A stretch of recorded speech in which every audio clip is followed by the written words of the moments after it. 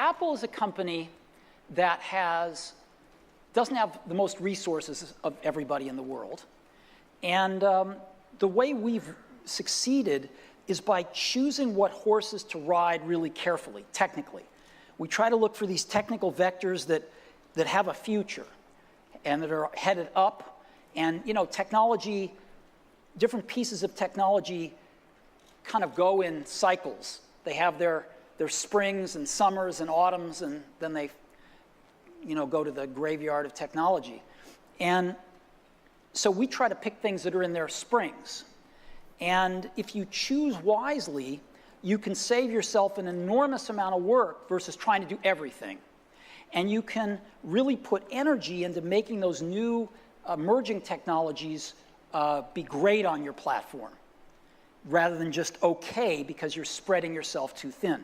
So we have a history of doing that. As an example, we went from the 5-inch floppy disk to the 3.5-inch floppy disk with the Mac. Before other people, right? We were the first to do that. We made the 3.5-inch floppy disk popular.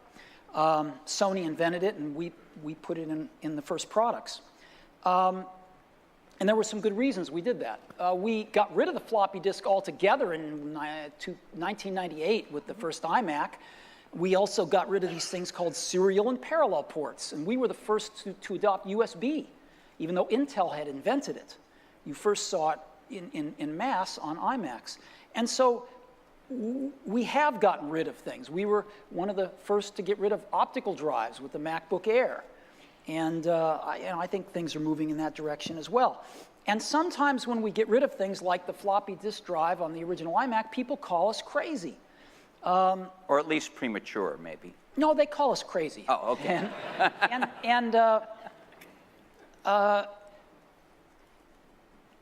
But sometimes you just have to pick the things that look like they're going to be the right horses to ride going forward.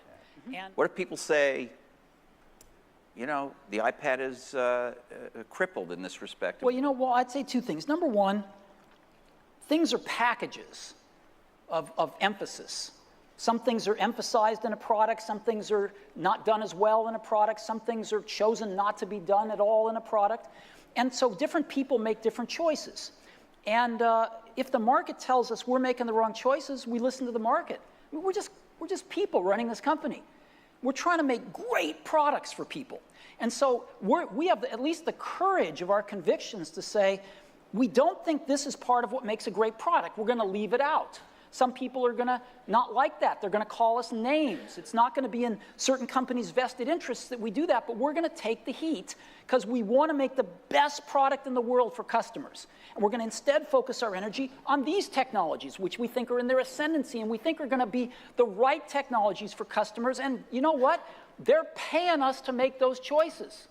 That's what a lot of customers pay us to do, is to try to make the best products we can. And if we succeed, they'll buy them.